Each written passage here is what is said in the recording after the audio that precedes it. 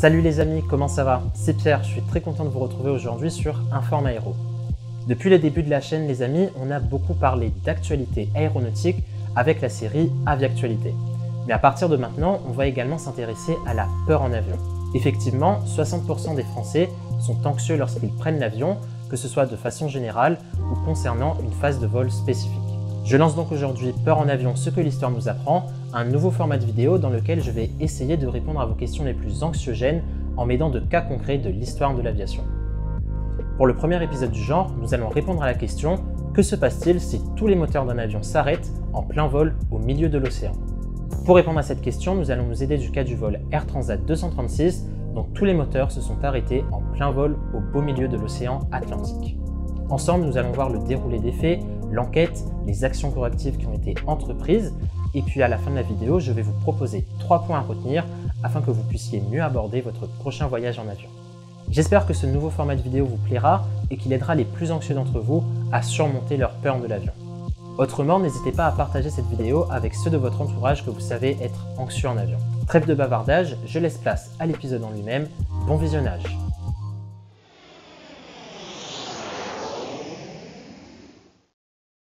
Le vol TSC 236, opéré par la compagnie aérienne canadienne Air Transat à destination de Lisbonne au Portugal, se prépare au départ. Ce soir, 293 passagers et 13 membres d'équipage sont à bord de l'Airbus A330 qui effectuera la liaison en à peu près 7 heures de vol. L'avion décolle de Toronto à minuit 52 UTC et les 5 premières heures de vol se déroulent normalement. À 5h03 UTC, un message d'alarme s'affiche informant les pilotes d'une température d'huile trop basse et d'une pression d'huile trop haute. Ce type de message est vraiment inusuel et les pilotes contactent le centre des opérations d'Air Transat à Mirabel au Canada pour avoir plus d'informations. Le centre des opérations ne comprend pas non plus la cause de cette alarme et l'équipage pense alors à un bug des ordinateurs de bord, et le vol continue normalement. Cependant, environ 20 minutes plus tard, un nouveau message d'alarme s'affiche, indiquant cette fois-ci un déséquilibre entre les niveaux de carburant des réservoirs gauche et droit de l'appareil. Les pilotes se réfèrent donc au manuel de vol qui stipule d'ouvrir la vanne de transfert afin de rééquilibrer les niveaux de carburant. Une fois les actions correctives effectuées, les pilotes vérifient que celles-ci ont eu l'effet attendu. Pourtant, ils constatent que le niveau général de carburant se met à diminuer de plus en plus vite. L'avion se situe alors à 300 km de la Terre la plus proche. Très rapidement, le carburant restant ne permet plus à l'avion de rejoindre Lisbonne et à 5h48 UTC, la décision est prise de se dérouter vers la base militaire de Lares dans l'archipel des Açores qui dispose d'une piste de 3 km de long. L'équipage n'ayant pas trouvé de solution au problème, la situation continue à se dégrader et à 6h13 UTC, le moteur droit s'arrête à court de carburant, suivi par le moteur gauche 13 minutes plus tard. Le vol TSC 236 est alors à 120 km de Lares. Les pilotes n'ont d'autre choix que de faire planer l'avion. Sans moteur fonctionnel, l'A330 ne dispose plus d'électricité et se dépressurise, exposant les occupants de l'appareil aux conditions atmosphériques extrêmes qui règnent à 12 km d'altitude. Les pilotes s'équipent de leurs masques à oxygène respectifs et activent un système de secours appelé RAT, afin d'alimenter en électricité les principaux systèmes de l'avion. Dans la cabine, les masques à oxygène tombent à cause de la dépressurisation. Aussi, afin de maximiser les chances de rejoindre la piste de Lares, les pilotes positionnent l'A330 à son meilleur angle de planer. Dans ces conditions, Lares peut être rejoint en vol plané, mais plus l'avion se rapproche de l'archipel des Açores, plus les pilotes se rendent compte qu'ils arrivent trop vite et trop haut pour se poser en toute sécurité. S'ils manquent la piste, ils ne pourront pas retenter une approche et seront forcés d'amérir. S'ils se posent trop loin de la zone de toucher des roues, la distance restante ne leur permettra pas d'arrêter l'avion, qui finira alors dans le fossé situé à l'autre extrémité de la piste. Ils entament donc des manœuvres en S afin de perdre de l'altitude et de la vitesse.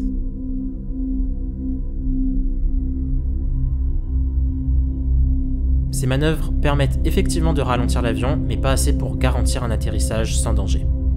À 6h46 UTC, l'A330 se pose enfin sur la piste de Lares et parvient, après un rebond violent, à s'arrêter 700 mètres avant la fin de la piste. Tous les occupants évacuent l'appareil par les toboggans. Sur les 306 personnes présentes à bord du vol TSC 236, aucune n'est morte ou n'a été gravement blessée. L'avion, quant à lui, a perdu ses pneus qui ont explosé pendant l'atterrissage et a souffert de quelques dégâts structurels.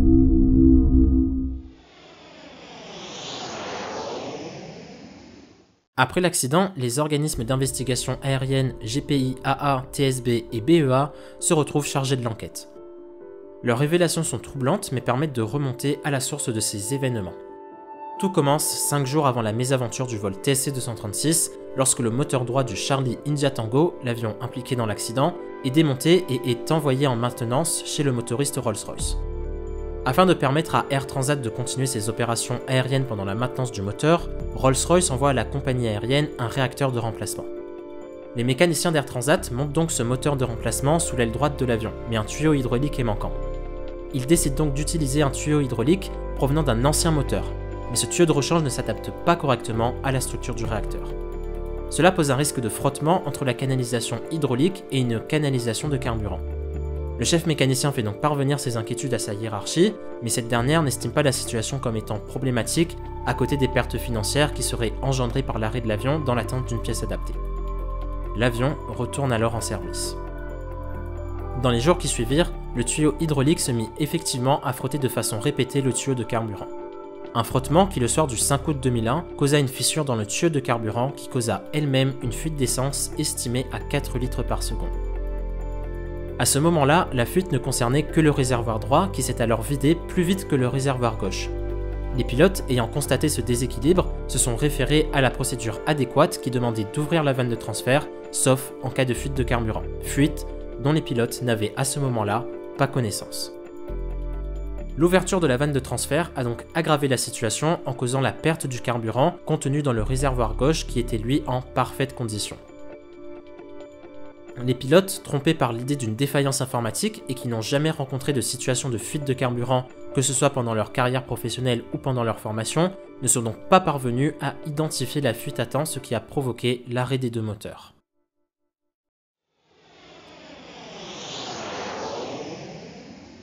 Si l'avion est aujourd'hui le moyen de transport le plus sûr, c'est bien parce que à chaque fois qu'il y a un accident ou un incident, et ce peu importe sa gravité, les organismes d'investigation émettent des recommandations qui sont généralement soigneusement suivies par les différents acteurs de l'industrie. L'accident du vol TSC-236 n'échappe pas à cette règle. À la suite de l'enquête, les actions suivantes ont donc été prises par les parties prenantes. Airbus, le constructeur de l'avion, a modifié la procédure à appliquer en cas de déséquilibre entre les niveaux de carburant. Cette nouvelle procédure permet de s'assurer que le déséquilibre n'est pas dû à une fuite de carburant. Airbus a également mis à jour l'électronique de l'A330. Désormais, l'avion vérifie automatiquement et de façon régulière les niveaux de carburant et un nouveau message d'alarme peut être affiché afin de permettre au pilote de détecter une fuite plus facilement. Rolls-Royce, le motoriste, a émis un bulletin de service appelant à la vigilance quant aux pièces qui ne se connecteraient pas parfaitement avec le reste de la structure de l'avion. Enfin, la formation des pilotes de ligne a été revue. Ceux-ci reçoivent maintenant des entraînements spécifiques afin de mieux identifier et gérer les fuites de carburant. Grâce à ces mesures, l'aviation d'aujourd'hui est encore plus sûre qu'elle ne l'était avant l'accident d'Air Transat, et il est peu probable qu'un événement similaire ne se produise de nos jours.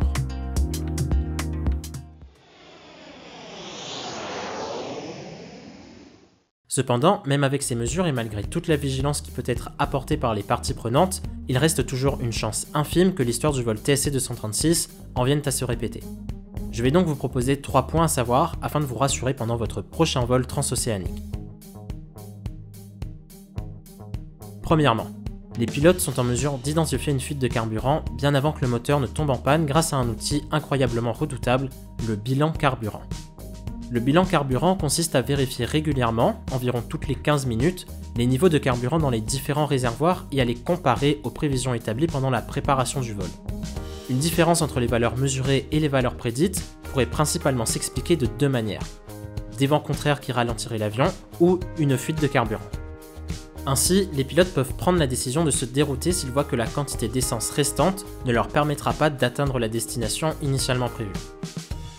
Deuxièmement, à n'importe quel moment du vol, les pilotes savent toujours vers quel aéroport se dérouter en cas d'urgence.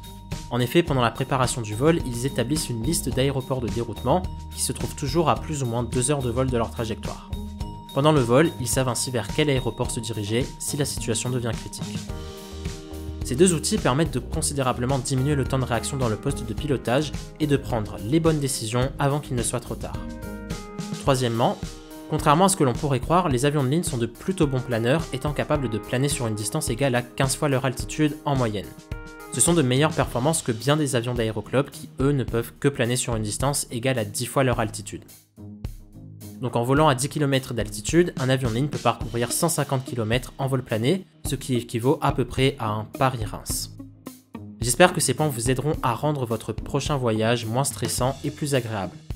Dans tous les cas, n'hésitez pas à parler à l'équipage de vos craintes, ils sont formés à gérer ce genre de situation et seront toujours ravis de vous aider.